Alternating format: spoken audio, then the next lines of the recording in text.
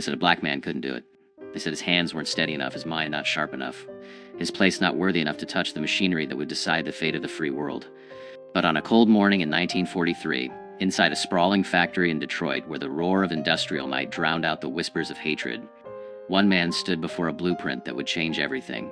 His name was David Baker, and the machines he was about to build wouldn't just help win the war, they would prove that genius has no color, that brilliance bows to no segregation, and that sometimes the greatest battles are fought not with guns, but with wrenches, slide rules, and an unbreakable will to prove the world wrong. The story begins not in the smoke and fire of European battlefields, but in the suffocating heat of Birmingham, Alabama, where David Baker first learned that the color of his skin would be both his greatest obstacle and his most powerful motivation. Born in 1915 to a sharecropper father and a schoolteacher mother who insisted education was the only weapon that couldn't be taken away, David showed an early fascination with how things worked. While other children played in the red clay dirt, he dismantled pocket watches, rebuilt broken radios, sketched elaborate mechanical contraptions in notebooks his mother bought with money she didn't have.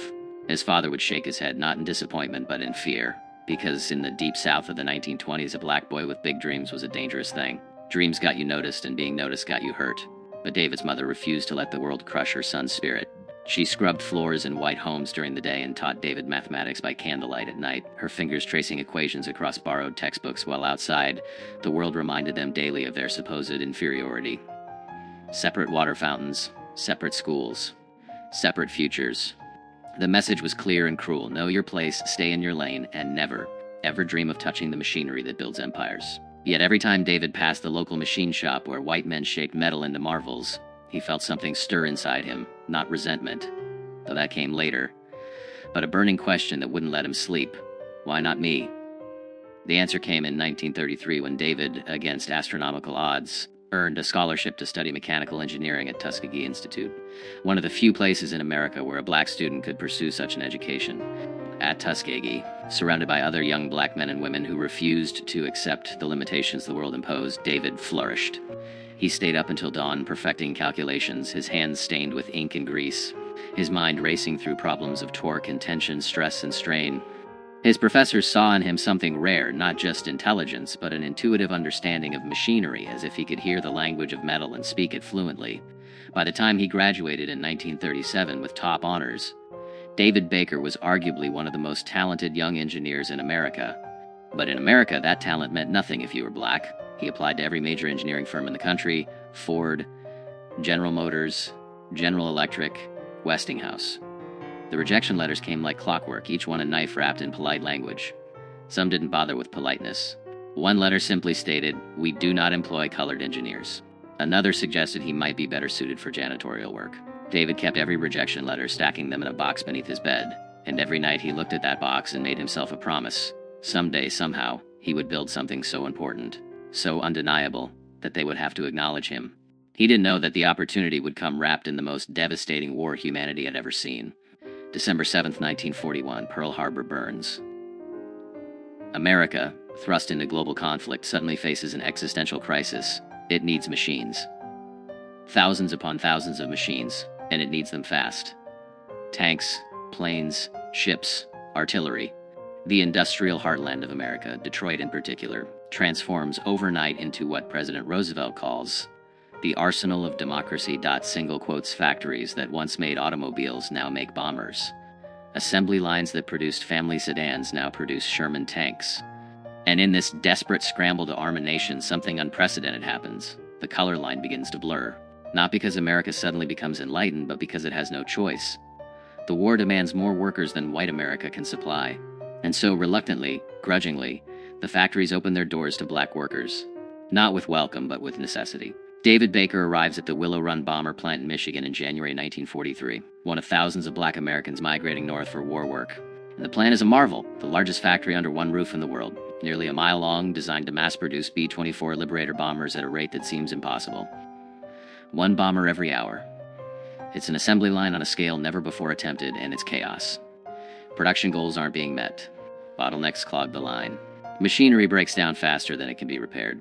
The pressure is immense because across the Atlantic, American boys are dying. And they're dying in part because they don't have enough air support. Every day of delay at Willow Run means more Gold Star mothers, more telegrams that begin with, "We regret to inform you." David is hired not as an engineer, they won't give him that title, but as a technical assistant. which really means he's expected to carry tools for white engineers and keep his mouth shut. He's assigned to the machine shop, a massive space filled with lathes, milling machines, drill presses, the heartbeat of the factory where precision parts are manufactured. On his first day, he walks through clouds of metallic dust, past machines tended by men who glance at him with expressions ranging from curiosity to contempt. A white foreman, a man named Sullivan with a beer gut and a cigarette perpetually dangling from his lips, looks David up and down and says, "You can read blueprints, boy?" David, swallowing his anger at that word, at the condescension dripping from it, simply nods. Sullivan tosses him a blueprint for a hydraulic actuator component, a complex part with tolerances measured in thousandths of an inch. "File this away," Sullivan says, dismissing him. But David doesn't file it away. He studies it, and within 10 minutes he spots a design flaw that will cause the component to fail under stress. He hesitates. This is his first day. He's been hired to carry tools, not to question the work of white engineers with decades of experience. But he remembers his mother's words from childhood. "If you know something is right, speak it. The world may punish you for speaking, but it will definitely punish you for staying silent." So David approaches Sullivan, blueprint in hand, and politely, carefully explains the problem. Sullivan's face reddens. The other men in the shop go quiet, watching this moment that could end very badly. "You think you know better than the engineers who designed this." Sullivan's voice is dangerous. David meets his eyes and says simply, "I think the math doesn't lie." "Sir, it's a gamble that could get him fired on the spot. Blacklisted from war work, sent back to a South that has nothing for him." But Sullivan, to his credit, actually looks at the blueprint, follows David's calculations, and after a long, tense silence, nods slowly. "Test it," he says. The component is manufactured both ways, the original design and David's modification. Under stress testing, the original design fails exactly as David predicted, shattering at 2/3 the required pressure. His version holds.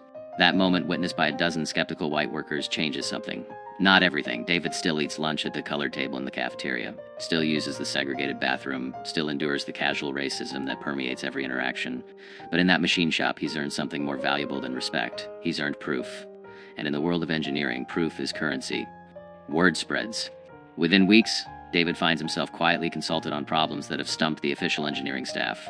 A bearing assembly that keeps seizing up, a rivet pattern that's causing metal fatigue, a cooling system that's inadequate for the engine specifications. He works on these problems at night after his official shift ends, hunched over borrowed blueprints in the colored section of the dormitory, running calculations by lamplight, sketching solutions on whatever paper he can find. His recommendations are implemented without his name. Attached white engineers present them as their own discoveries because a black man's name on an engineering document is still unthinkable, but David doesn't care about credit. Not yet. He cares about the work, about proving every day that his mind is as sharp as any tool in that shop. Then comes March 1943, and a crisis that will define his legacy. The B-24 Liberator has a critical problem. The landing gear system is failing at an alarming rate. Bombers are crash landing, pilots are dying, and the entire production line might have to stop until the issue is resolved. The landing gear mechanism is incredibly complex. It has to be strong enough to absorb the impact of a 65,000-pound aircraft touching down at high speed, yet light enough not to compromise the bomber's performance, and reliable enough to function after the aircraft has been shot full of holes by German fighters. The current design, developed by some of the best aeronautical engineers in America, is failing in field conditions. Planes are bellying onto runways, gear collapsing on landing, crews barely escaping before their bombers burst into flames. The pressure on Willow Run becomes suffocating. Military brass arrive from Washington, grim-faced men in uniforms heavy with medals demanding answers. Production slows to a crawl as engineers scramble for solutions. Tests are conducted. Modifications are attempted. Nothing works. David watches from his position at the margins, this black man still officially just a technical assistant, and he sees what the white engineers don't see because they're too close to their own assumptions. The problem isn't the gear mechanism itself, it's the hydraulic system that deploys it. Under combat stress with battle damage and temperature extremes, the hydraulic fluid is degrading, losing pressure at the critical moment of deployment. The mechanism is fine. The delivery system is flawed. He spends 3 sleepless nights running calculations, testing his theory against every variable he can imagine. Temperature ranges from -40 degrees at altitude to 120 degrees on sun-baked Pacific runways. Pressure variations from sea level to 25,000 feet. The effects of vibration, G-forces, battle damage. He redesigns the hydraulic system from scratch, incorporating redundancies, adding a pressure accumulator, changing the routing to protect lines from enemy fire, even suggesting a different hydraulic fluid with better thermal properties. It's audacious. It's a complete reimagining of a system designed by men with pedigrees from MIT and Caltech. And when David finally, nervously, brings his calculations to Sullivan, he fully expects to be laughed out of the shop. Sullivan doesn't laugh. He stares at the pages of calculations, the detailed schematics, the test data David has compiled on his own time with borrowed equipment. Then he does something David never expects. He picks up the phone and calls the chief engineer. Within an hour, David is standing in a conference room he was never supposed to enter, surrounded by white men in suits and uniforms, all of them looking at this black technical assistant with expressions ranging from skepticism to open hostility. One colonel actually asks, "Who did these calculations for you, boy?" The assumption that David couldn't possibly have done this work himself hangs in the air like poison gas. But the chief engineer, a pragmatic man named Henderson who cares more about solving problems than maintaining racial etiquette, cuts through the tension. "Can you defend this work?" he asks David. "Can you explain every decision, every calculation?" David can. For 2 hours, he walks him through his redesign, answering every technical question, defending every choice, demonstrating a mastery of hydraulic systems that makes it impossible to deny his competence. The men in that room don't want to believe him. Everything in their world tells them that a black man shouldn't be capable of this level of engineering sophistication. But the mathematics doesn't care about their prejudices. The stress calculations don't respect segregation. Fluid dynamics work the same regardless of who discovered them. And so, reluctantly, almost resentfully, they agree to test his design. 3 weeks later, a B-24 modified with David Baker's hydraulic system completes its test flight. The landing gear deploys flawlessly. Over the next month, under conditions designed to replicate combat stress, the system works perfectly, not once does it fail. The decision is made. Willow Run will implement the Baker hydraulic system on all B-24 Liberators moving forward. Bombers already in service will be retrofitted with the modification. It's a massive undertaking, but it's necessary because David's design doesn't just work, it saves lives. Over the remaining years of the war, his hydraulic system will prevent countless landing gear failures. Will bring home crews who otherwise would have died in fiery crashes. Will keep bombers operational when they should have been grounded. But here's the bitter truth. David Baker's name appears nowhere in the official record. The design is credited to the Willow Run Engineering Department, a faceless institutional entity. White engineers sign their names to the modification documents. When military officials come to inspect the improvement, they congratulate Henderson and his team, never knowing that the brilliant redesign came from a black man they wouldn't have allowed through the front door a year earlier. David watches this happen, watches his work attributed to others, and feels the familiar burn of injustice. But he also understands something that sustains him. The work itself is what matters. Somewhere over Germany, a B-24 riddled with flak damage will make it home because its landing gear deploys when it should. The crew will kiss the ground, thank God for their survival, never knowing that their lives were saved by a black engineer from Birmingham who the world tried to tell he wasn't good enough. The work doesn't stop with the landing gear. Once David proves himself, once it becomes undeniable that he possesses engineering talent that the factory desperately needs, he becomes unofficially essential. The color line still exists, he still can't eat in the main cafeteria, still can't use certain facilities, still endures the daily humiliations of segregation, but in the machine shop, a strange respect develops. White workers who would never socialize with him outside the factory start coming to him with problems. A lathe operator struggling with a complex part asks David to check his setup. A welder encountering unusual metal fatigue requests his analysis. Slowly, reluctantly, David is integrated into the actual engineering work. Though his job title and pay never reflect his contributions, he improves the engine mount assembly, reducing vibration that was causing premature wear. He redesigns the bomb bay door mechanism, making it more reliable under combat conditions. He develops a modification to the oxygen system that prevents freeze-ups at high altitude. Each innovation is small in isolation, but together they make the B-24 Liberator a better, safer, more effective weapon of war. And every improvement carries the same invisible signature. The mind of a black man who was supposed to be intellectually inferior, who was told his entire life that he couldn't think at this level, who proved through sheer brilliance that racism is a lie built on fear. The other black workers at Willow Run hear stories about David, whispered in the colored dormitories shared over segregated lunch tables. He becomes a symbol of what's possible, proof that the limitations imposed on black Americans are social constructions, not natural facts. Young black men in the machine shop watch how David works, how he commands respect through competence, how he navigates the dangerous space between asserting his worth and staying safe in a racist world. It's an exhausting tightrope walk, demanding constant calculation of when to speak and when to stay silent, when to push back against injustice and when to swallow pride for survival. But David walks it with a dignity that inspires everyone who sees him. Then comes D-Day, June 6, 1944, and the massive invasion of Normandy. The B-24 Liberators that David helped perfect fly countless missions over France, providing air support for the troops storming the beaches, bombing German positions, disrupting enemy supply lines. In the days and weeks following the invasion, as Allied forces push deeper into Europe, these bombers become crucial to the war effort. And though history will remember the generals and the infantry, the pilots and the bombardiers, No one will remember the black engineer in Detroit whose hydraulic system kept those planes flying, whose engine modifications gave them a few extra miles of range, whose countless small improvements added up to saved lives and successful missions. By the spring of 1945, as Allied forces close in on Berlin and victory becomes inevitable, David Baker has spent over 2 years at Willow Run. He's worked 70-hour weeks, sacrificed sleep and health, endured racism that should have broken him, and produced engineering work that would have made him famous if he'd been born white. The factory's built over 8,600 B-24 Liberators, each one carrying pieces of David's genius into battle. The war in Europe ends in May, victory over Japan follows in August. And suddenly the industrial machinery that defined David's life for years begins to slow down. The factory starts laying off workers. The need for bombers evaporates overnight. And the black workers who were so desperately needed during the crisis are the first ones shown the door. David receives his termination notice in September 1945, along with thousands of other black workers who powered the arsenal of democracy but are no longer needed. Now that democracy has been saved, the notice thanks him for his service as a technical assistant and provides 2 weeks severance. There's no mention of his engineering contributions, no acknowledgement of the innovations that saved countless lives, no offer to retain him in the post-war era when factories will go back to making cars. Sullivan, the foreman who initially doubted David but grew to respect him, finds him in the machine shop on his last day. The old man looks uncomfortable, doesn't quite meet David's eyes, and says gruffly, "You're the best engineer I ever worked with, Baker. I'm sorry it has to end this way. It's not enough it doesn't undo the injustice. Doesn't provide David with the career he earned, but it's something. An acknowledgement, however private, that David Baker was never just a technical assistant. He was the man who helped beat Hitler with mathematics and metal, with hydraulics and hope. After the war, David tries to leverage his Willow Run experience into an engineering career.